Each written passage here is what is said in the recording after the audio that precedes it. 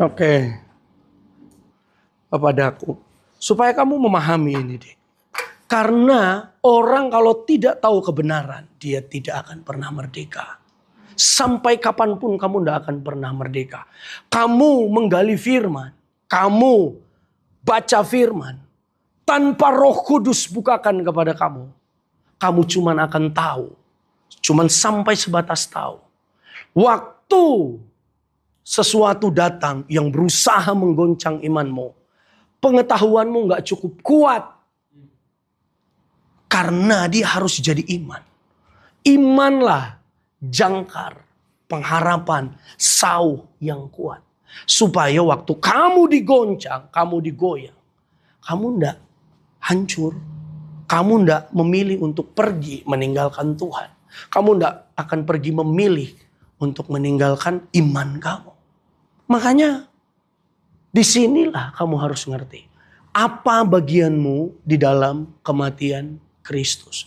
Baca Roma 6. Roma 6 ayat 5.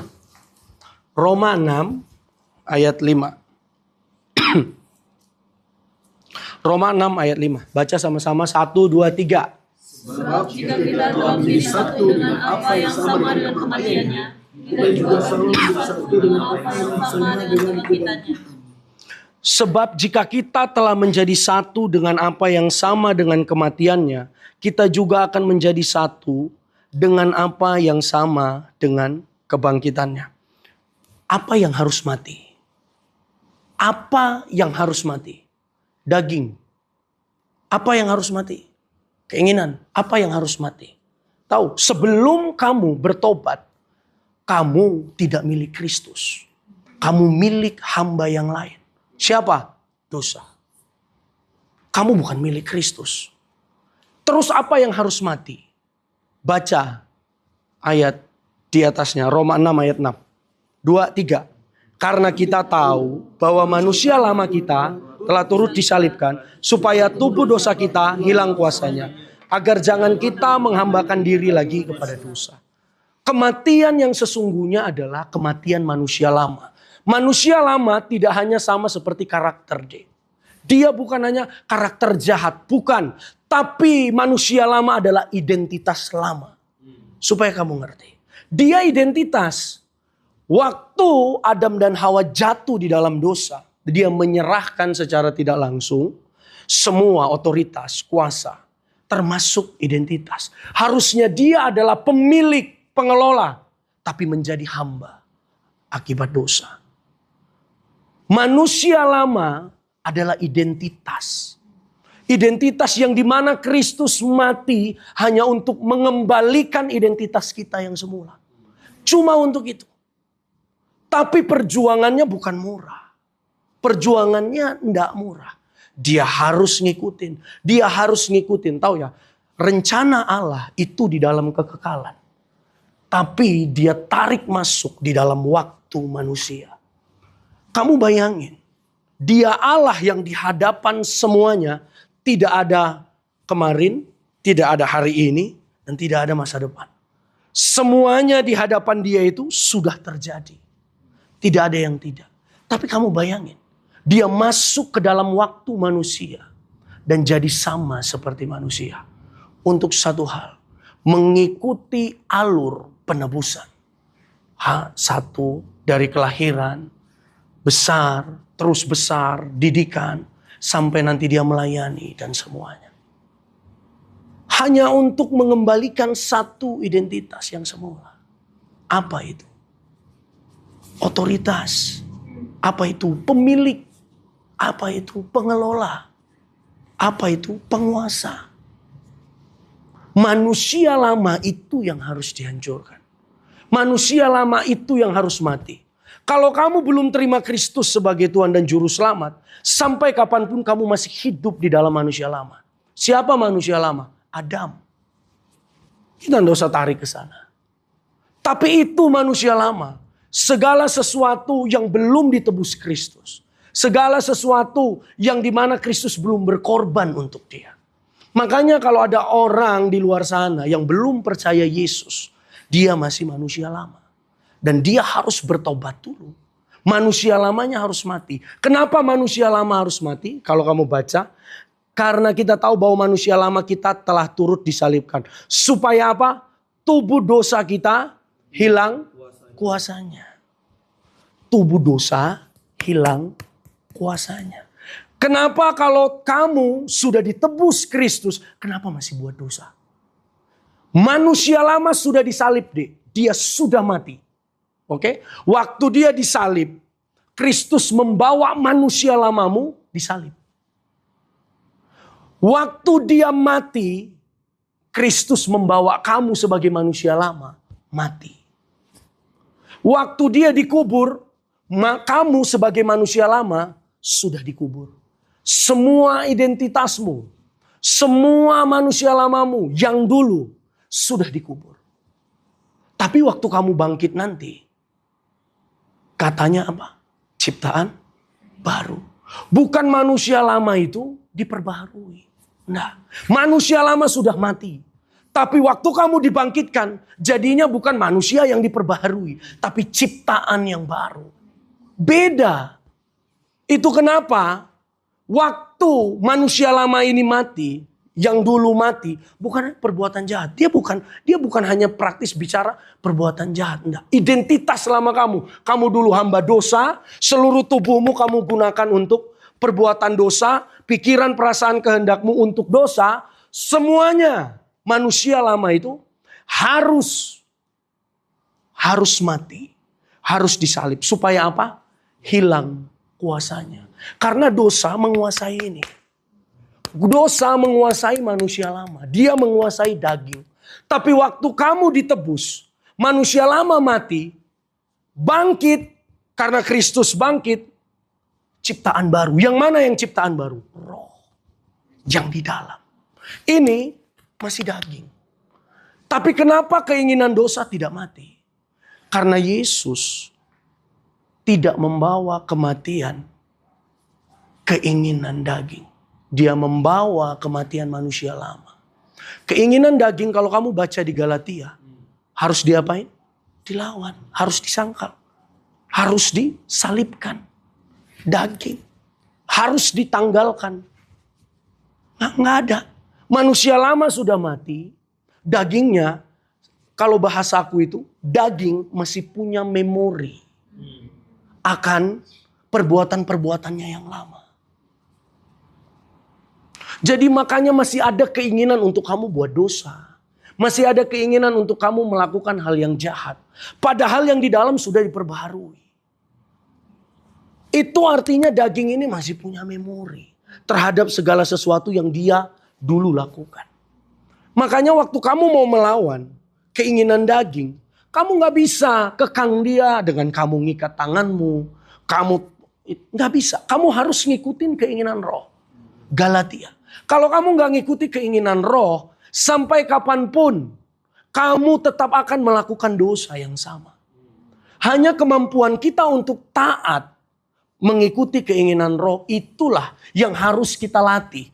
Cara melatihnya gimana? Belajar. Terus tanya Roh Kudus. Belajar. Waktu kamu punya keinginan untuk melakukan sesuatu ini atau itu. Wah Tuhan ini bertentangan dengan engkau. Belajar untuk apa? Tolak dalam nama Yesus. Kadang kita masih lakukan kompromi di situ. Sekali aja kayaknya nggak apa-apa lah. Sekali aja nggak apa-apa. Sekali aja. Ya sekali aja. Itu yang salah. Jadi manusia lama harus mati. Harus mati. Dan daging harus ditanggalkan keinginannya. Harus dimatikan bahasanya. Nanti kita akan lihat. Nah, oke. Balik ke ayat 5. Sebab jika kita telah menjadi satu dengan apa yang sama, dengan kematiannya, kita juga akan menjadi satu dengan apa yang sama dengan kebangkitannya. Aku merenungkan satu hal ini, teman-teman. Kamu tangkap ini ya. Menjadi satu.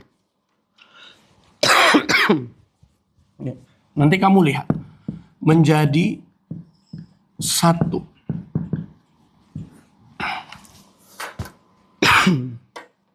menjadi satu.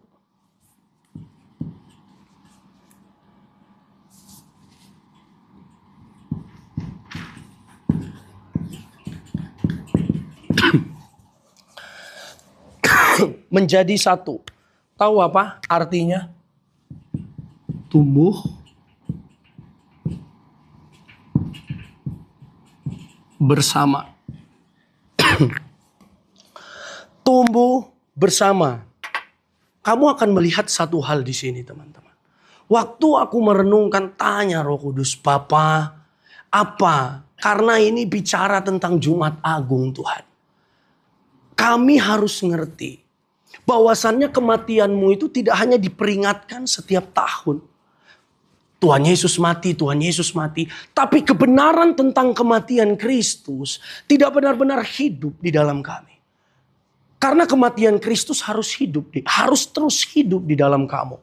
Kenapa? Karena dagingmu ini dia punya ingatan. Kamu harus ngomong, kamu sudah mati. Seperti yang Bapakmu ajarkan. Kamu sudah mati. Kalau kamu tidak hidup di dalam pikiran bahwa Kristus sudah mati bagi kamu, kamu sudah disalib dan mati bersama dengan Kristus. Setiap hari dia nanti akan muncul. Dia seperti mati suri. Mati hidup lagi, mati hidup lagi. Sampai kamu pulang ke rumah Bapa, ini harus diperbaharui. Baru kamu gak akan mikir dosa lagi. Gak akan mikir dosa lagi. Tapi menjadi satu dengan apa yang sama dengan kematiannya adalah ini. Tumbuh bersama, sumputoi. Menyatu secara organis. Kamu lihat. Menyatu secara organis.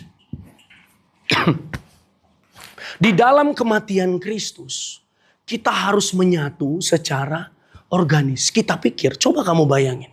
Bagaimana caranya mati di dalam Kristus? Bagaimana caranya? Kita sering bilang, harus mati, harus mati, harus mati, harus mati. Caranya mati gimana?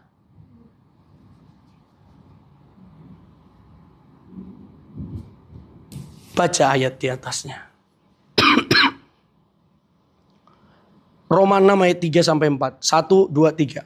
Atau tidak tahukah kamu bahwa kita semua yang telah dibaptis dalam Kristus, telah dibaptis dalam kematiannya. Dengan demikian kita telah dikuburkan bersama-sama dengan dia oleh baptisan dalam kematiannya. Supaya sama seperti Kristus telah dibangkitkan dari antara orang mati oleh kemuliaan Bapa. Demikian juga kita akan hidup dalam hidup yang baru. Pertama, waktu kamu dibaptis, itu awal kamu harus mati. Baptisan pertama. Harus mati oleh karena baptisan.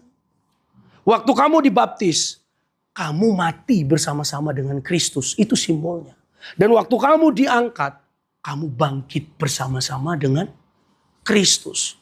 Di dalam kematian itu disimbolkan, diartikan sebagai apa?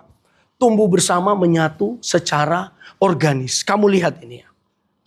Karena di sini kamu akan ngerti, oh ternyata aku ini, kalau aku mati, aku tidak mati itu, habis itu sudah begitu aja. Enggak.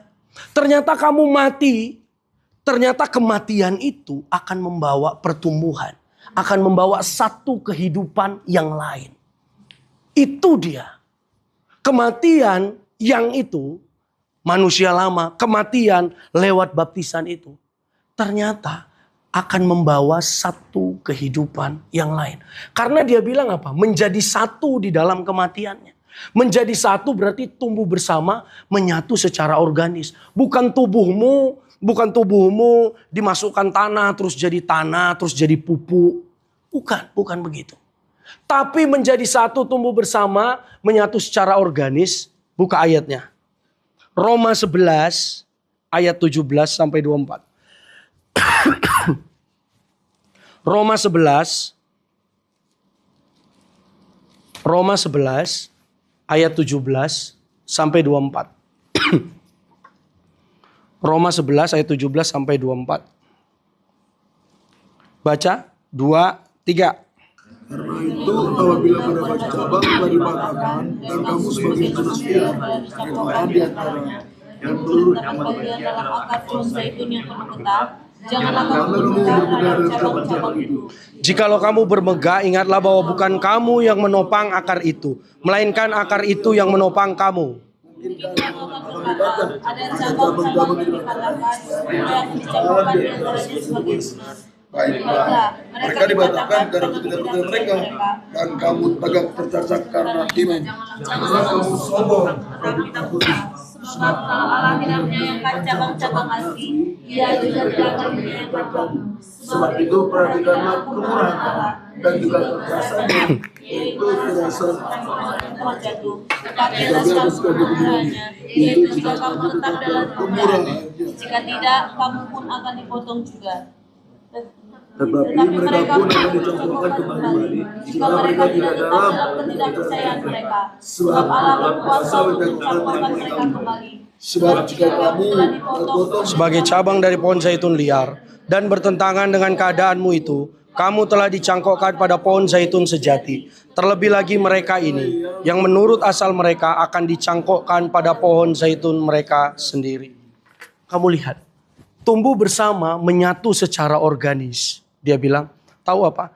Sering digunakan untuk menggambarkan dua tanaman yang dicangkokkan sehingga hidup dari saripati yang sama. Kamu bayangin nih, ini.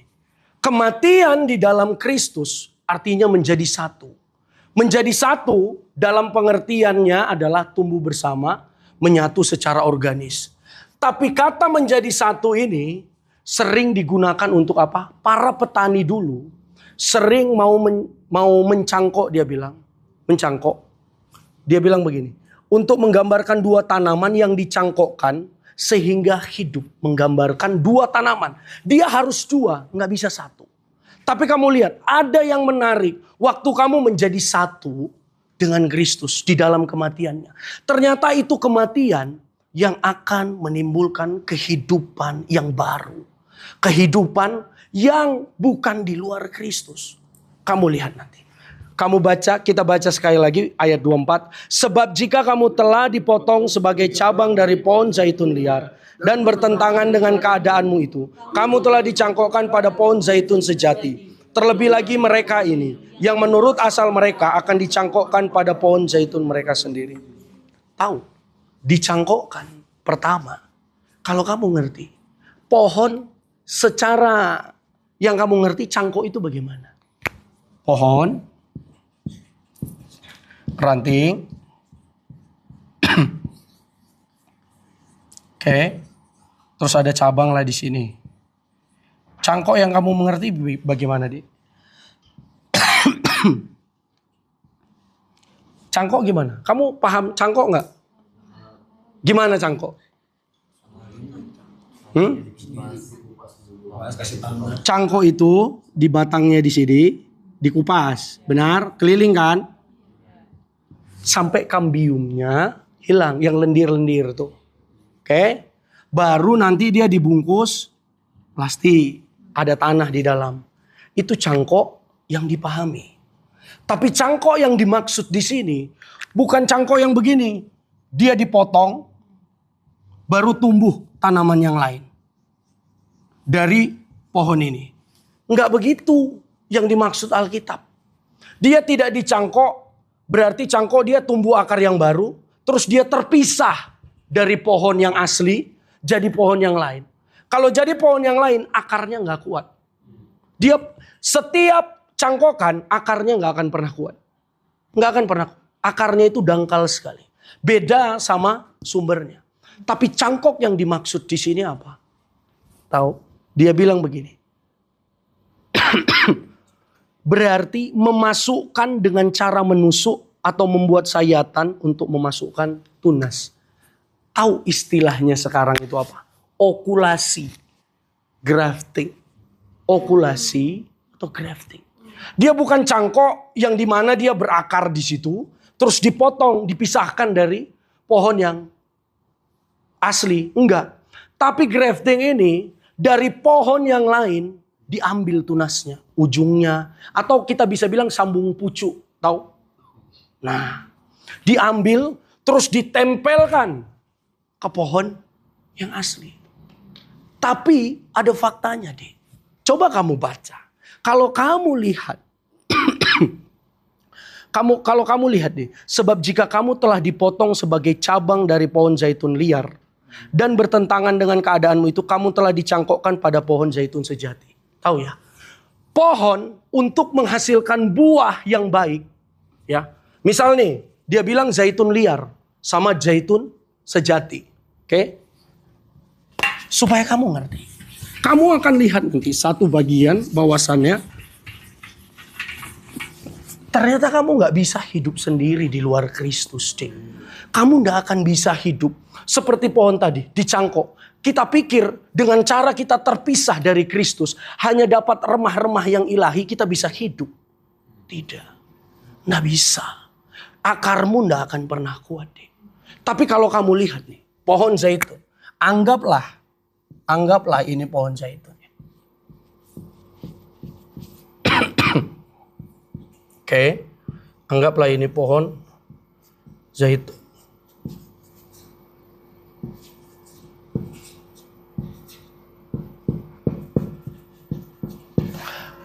Ini zaitun sejati. Boleh dimatikan dulu itu, Yos. Di mana itu?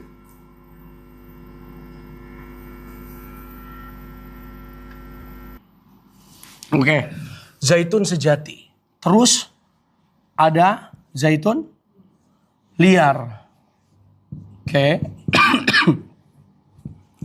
Zaitun liar.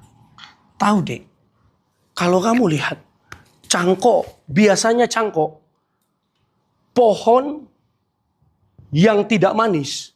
Karena zaitun liar ini buahnya pahit. Dan dia pasti tidak enak karena liar.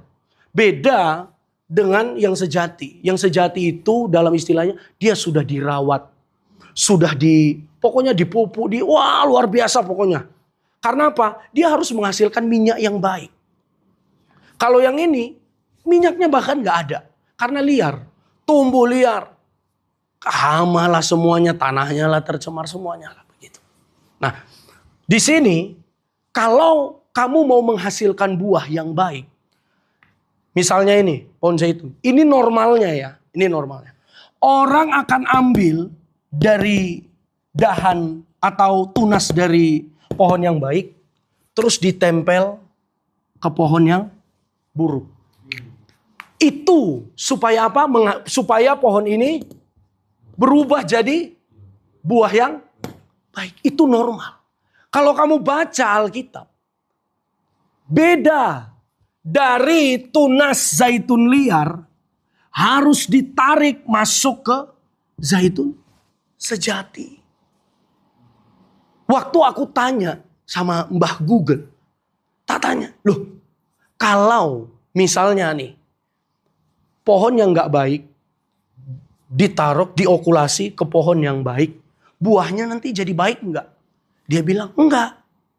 Karena dari tunas yang baik itu harus dimasukkan ke pohon yang tidak baik supaya buahnya berubah jadi manis. Kamu bisa lihat. Tapi kita zaitun liar. Siapa zaitun liar? Kamu dan aku. Karena ini zaitun sejati adalah Tuhan dan Israel. Kita bukan orang Israel. Kita di luar mereka. Makanya itu kita itu zaitun liar. Kita harus dicangkokkan, ditarik, dimasukkan, diokulasi, ditempelkan ke zaitun sejati. Apakah zaitun sejati ini berubah rasanya? Tidak, deh. Tapi dari zaitun sejati ini kita yang liar berubah jadi manis. Kamu bisa lihat enggak? Kalau dunia berkata bahwasannya apa? Yang dicangkokkan itu yang baik ke yang kurang baik. Supaya ya pohon yang tidak baik ini jadi baik.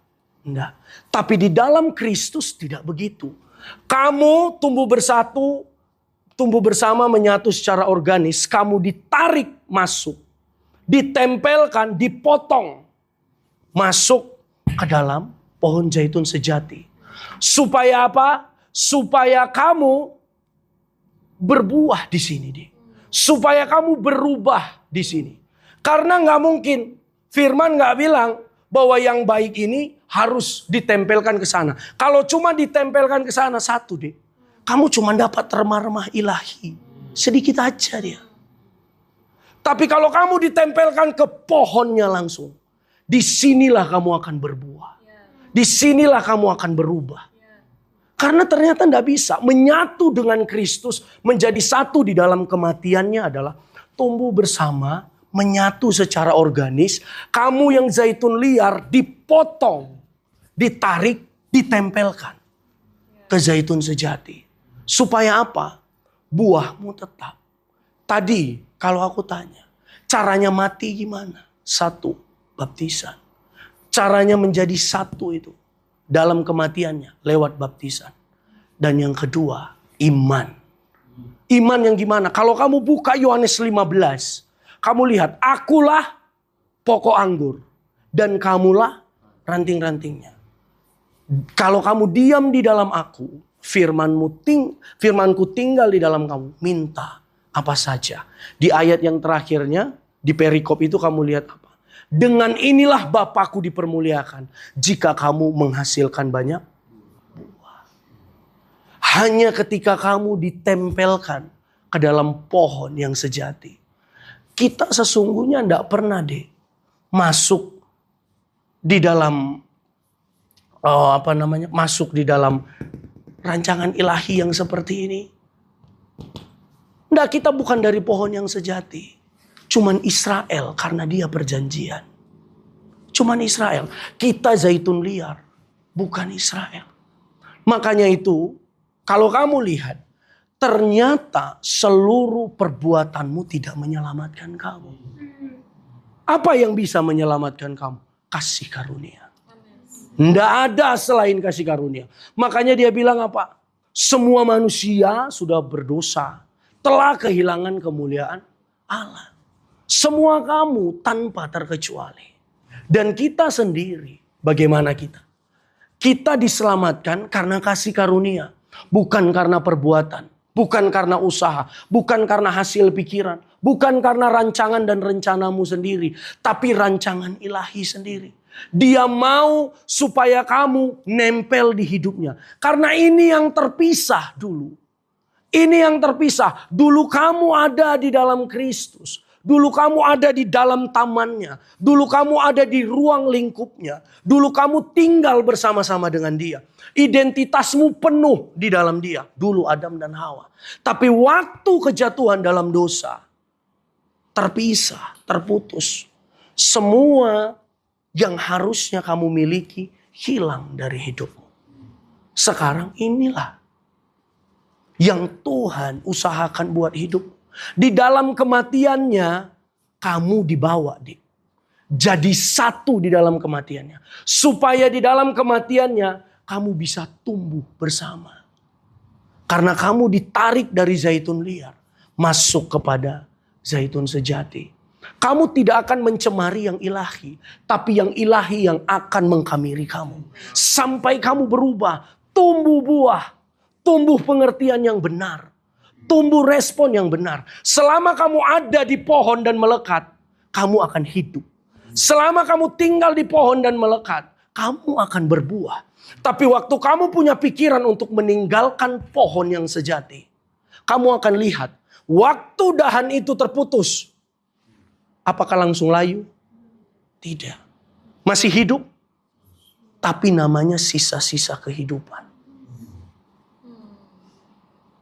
Tinggal sisa-sisa aja. Hanya tinggal tunggu berapa waktu kamu kering. Makanya ada banyak orang mencoba melakukan banyak hal di luar Kristus.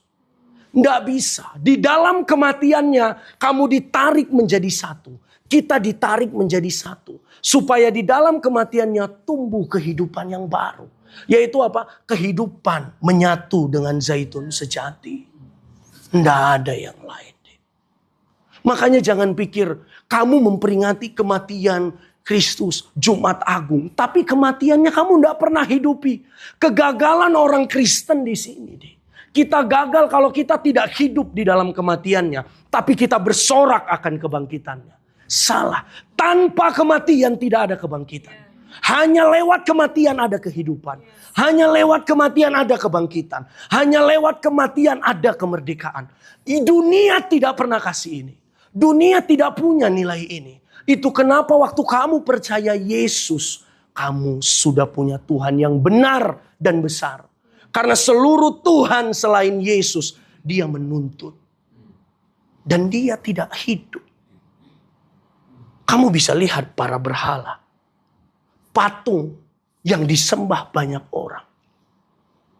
Apakah dia bisa mengasihi orang yang menyembah?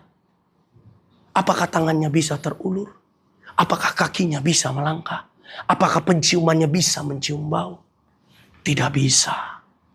Tapi Yesusmu, dia menjamah, dia berjalan, melakukan tanda ajaib, merubah hidupmu. Berhala tidak mampu merubah hidup seseorang. Berhala minta dikasihi, minta diberikan ini dan itu, minta dihormati. Tapi Yesus memberi kasih dan hormat di dalam hidupmu. Terbalik yang dunia. Terbalik yang Yesus lakukan buat hidupmu. Karena dia mau menyatakan begini, hukum dunia tidak berlaku atasku. Tapi hukum kerajaan yang akan menyebar luas di dunia. Sebab hanya hukum kerajaan surga yang bisa datang untuk menghidupkan. Tanpa itu tidak bisa. Karena itu di dalam kematiannya kamu bukan hanya jadi baik deh, tapi sempurna. Kamu bisa lihat ini. Karena tanpa kematiannya kamu tidak bisa hidup di dalam pohon zaitun sejati. Kamu hanya hidup di dalam zaitun liar. Kamu hanya sepertinya berbuah tapi tidak menghasilkan minyak. Sepertinya berbuah tapi waktu dirasakan pahit. Sepertinya berbuah tapi waktu dilihat tanahmu dan akarmu, tidak ada kehidupan di situ. Bahkan sangat sedikit sekali nutrisi yang bisa ditemukan. Tapi lewat kematiannya, kamu akan melihat hidupmu diperkaya. Hidupmu diubahkan.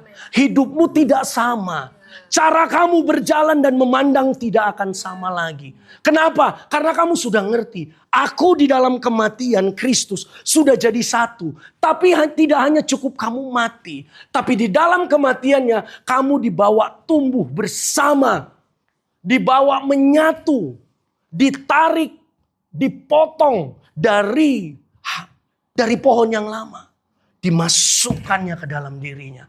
Supaya semua pertumbuhan. Semua sumber, semua nutrisi ilahi masuk di dalam hidupmu. Dan selagi kamu berada di dalam pohon itu, kamu akan berbuah selama-lamanya. Tidak berhenti deh. Kamu harus lihat itu.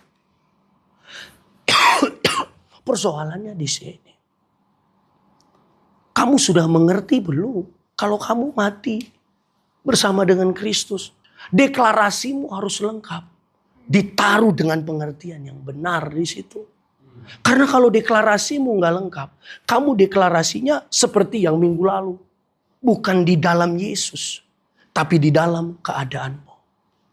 Nanti di hari Minggu kita kasih tahu. Ini akan membuat kamu beda deh. Cara kamu mandang, jalan, hidup. Enggak. Kamu akan lihat. Kamu akan bilang ke dagingmu, kamu sudah mati ya. Kamu nggak boleh hidup lagi. Kamu sudah mati. Kamu sudah mati. Di situ kamu akan berubah deh. Kamu akan lain. Kamu jadi manusia yang lain dari teman-temanmu. Kalau teman-temanmu hidup dengan pola pikir yang lama, kamu tidak. Mereka hanya akan memperingati Jumat Agung setiap tahun tanpa tahu nilai yang sempurna di dalam kematiannya. Tanpa tahu ternyata di dalam kematian ada kehidupan yang baru. Ada pertumbuhan yang baru. Tanpa kamu ngerti itu. Orang akan hidup menjalani seluruh tahun-tahunnya tanpa tahu apa kematian di dalam Kristus. Apa berkat paling besar di dalam kematian di dalam Kristus. Masih seperti KOC bilang tadi. Seharusnya waktu kamu menangis, kamu menangisi betapa baiknya Tuhan. Bukan tentang dia kasihan Tuhan Yesus mati. Dia memang harus mati. Sebagai tebusan bagi banyak orang. Tanpa kematiannya kamu tetap akan hidup dan upahmu maut. Hidup di dalam perbudakan dosa. Hidup di dalam keliaran.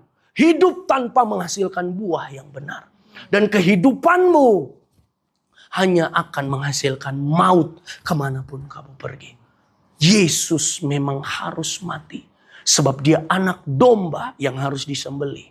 Dan jadi tebusan bagi banyak orang. Karena itu waktu kamu menyatakan deklarasi bahwa aku sudah mati. Terima kasih Tuhan. Kematian ini aku sekarang dibawa menyatu dengan zaitun sejati. Ditempelkan di dalam dia. Sehingga aku hidup tapi bukan aku lagi yang hidup. Melainkan Kristus yang hidup di dalam aku. Karena waktu kamu hidup sebagai ranting, Dek. Bukan dibilang, rantingnya bagus. Pohonnya yang akan dipuji orang. Kalau kamu merasa kamu masih paling berharga sebagai ranting, bertobat. Karena ranting tidak akan menghasilkan buah tanpa pohon. Itu yang harus kamu mengerti. Makanya waktu kamu menyatakan satu, Kristus hidup di dalamku. Tapi bukan aku lagi yang hidup. Melainkan dia yang hidup. Sebab hidup yang kuberikan kepada, hidup yang dia berikan kepadaku adalah hidup yang kuberikan kepadanya. Aku berdoa supaya kamu menangkap ini. Supaya kehidupan deklarasimu, pernyataan imanmu tidak sama seperti orang yang tidak mengenal Kristus. Mereka hanya tahu kematian Kristus, tapi tidak hidup di dalam kematiannya. Padahal tanpa kamu mengenal kematian, tidak akan ngerti apa kebangkitan. Kamu hanya bersorak untuk kemerdekaan yang fana, yang palsu. Yang kamu gak ngerti Kristus merdeka untuk apa, tanpa kamu tahu kematiannya. Sebab di dalam kematiannya pun dia memunculkan satu kehidupan. Itu. Apa yang orang mau cari? Apa yang orang mau usahakan? Padahal semuanya Kristus yang melakukan.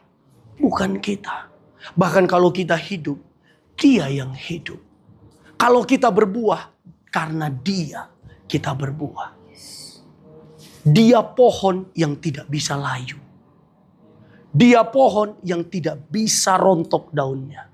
Dia pohon yang tidak pernah bisa tumbang. Karena dia Allah sendiri. Artinya kamu pastikan di sini. Kalau dia pohon yang tidak bisa mati. Berarti cabangmu akan makin besar, makin besar, makin besar, makin besar, makin besar. Dan buahnya akan makin banyak. Kalau kamu diam di dalamnya. Karena tidak akan pernah patah kecuali kamu mau mematahkannya sendiri. Kecuali kamu mau terpisah sendiri.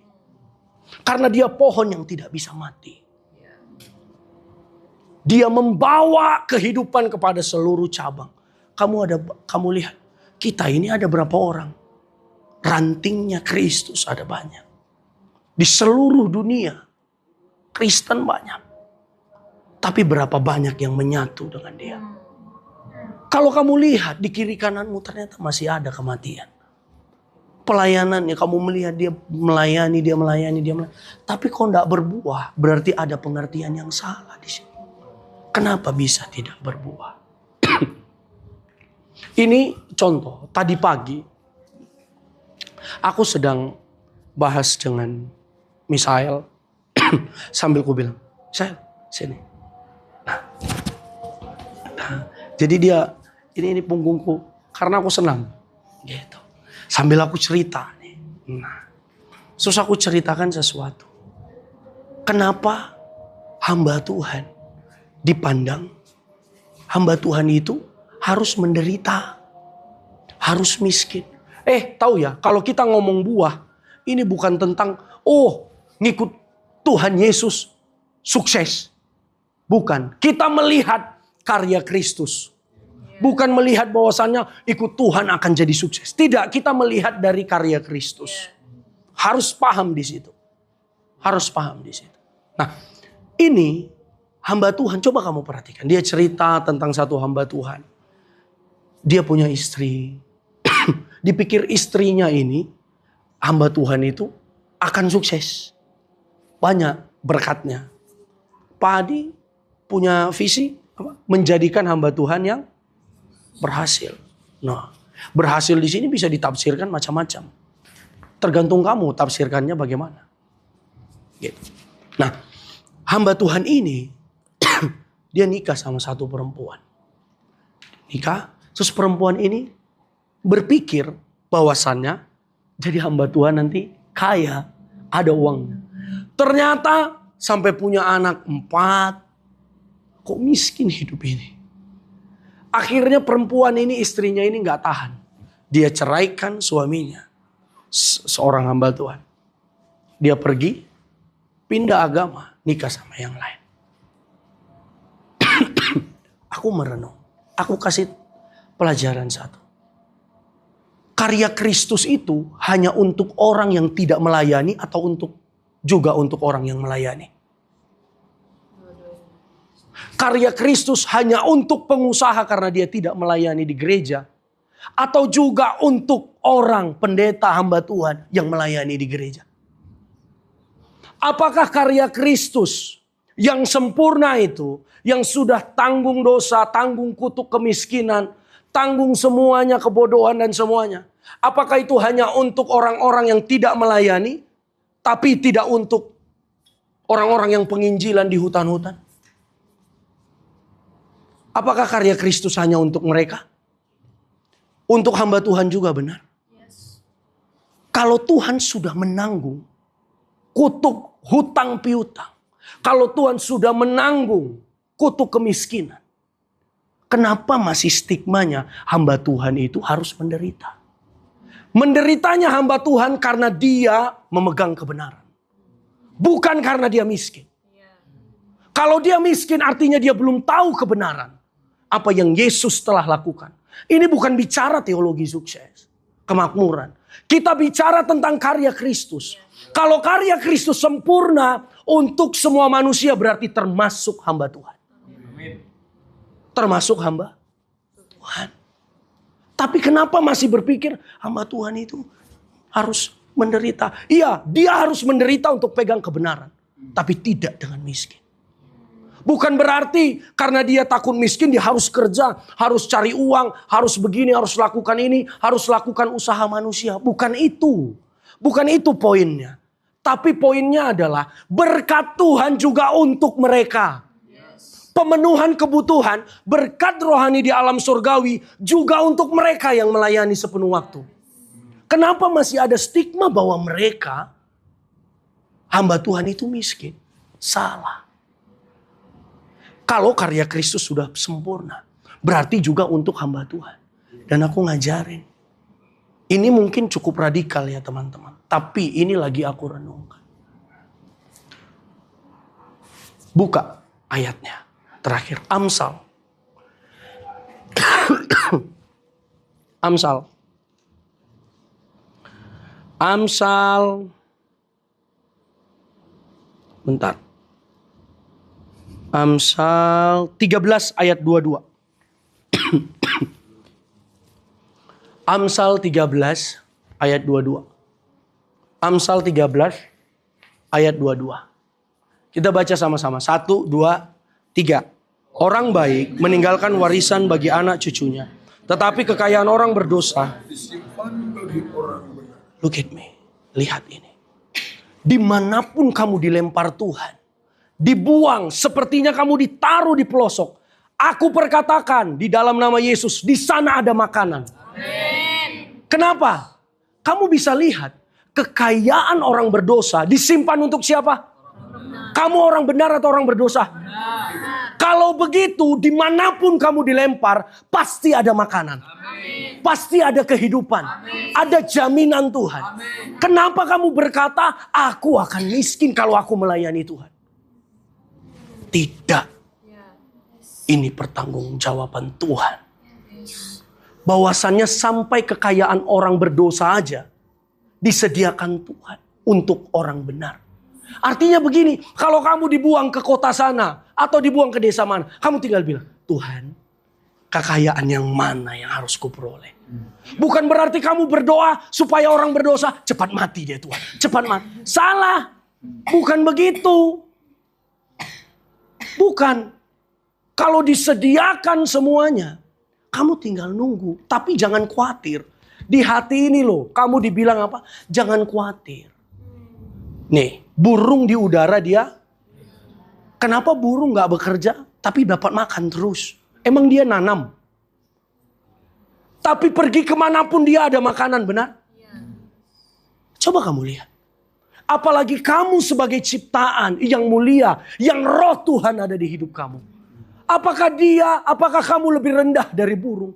Tidak. Kamu setingkat lebih tinggi dari malaikat.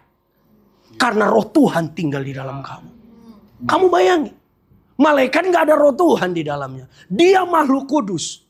Kamu dikuduskan karena Kristus tinggal di dalam kamu. Kamu jauh lebih mulia daripada burung. Kalau begitu kamu punya iman yang sama. Bahwasannya apa? Kemanapun aku diutus Tuhan. Dimanapun aku sepertinya dibuang. Ditaruh dimanapun. Aku percaya ada makanan di situ. Ada kehidupan di situ. Firman ini kamu pegang. Ternyata kekayaan orang berdosa aja ada bagi orang benar. Inilah God has provided. Amen. Tuhan sudah sediakan. Asal kamu menyatu. Karena firman ini hanya bisa berlaku kalau kamu di dalam Yesus. Di luar Yesus seluruh firman tidak berlaku kepada kamu. Apa yang Tuhan bisa berikan kalau kamu tidak percaya? Dia tidak memiliki apapun kepada orang yang tidak percaya. Tapi dia punya segala sesuatu untuk orang yang percaya. Tergantung kamu. Kalau kamu mati bukan hanya sekedar mati. Tapi dia mau menarik kamu masuk ke dalam kehidupan ilahi. Supaya ranting makin besar. Kamu makin berbuah banyak. Kemanapun kamu pergi, kamu menghasilkan buah. Karena Kristus di dalam kamu. Amin. Amin. Bisa lihat kebenaran ini teman-teman. Tanam ini di hatimu. Jangan takut, jangan khawatir. Kalau 2 orang, kakakmu dan adikmu, sedang ada di Jakarta untuk pelatihan. Dan mereka akan diutus ke gunung. Di gunung pun ada makanan.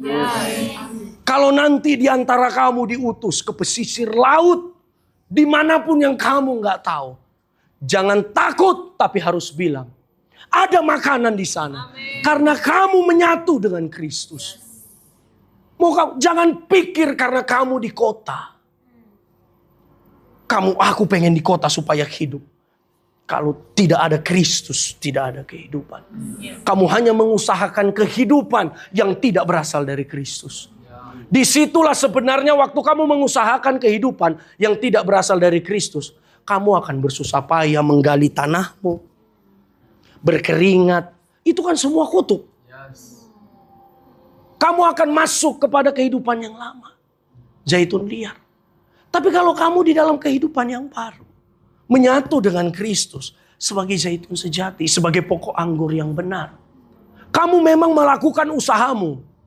Tapi tahu, usaha yang kamu lakukan, buahnya bukan 1, tapi 100. Coba kamu bayangin.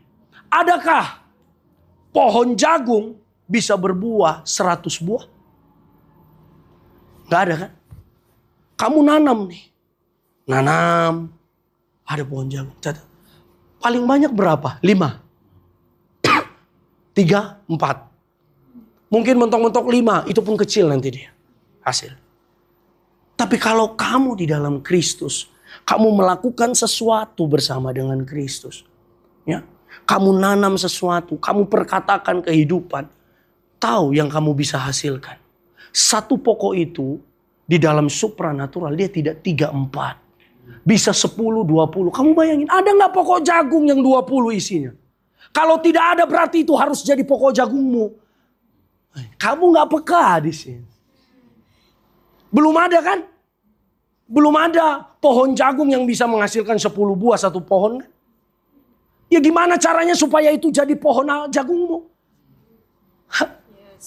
Kalau kamu ngerti hidup bersama Kristus.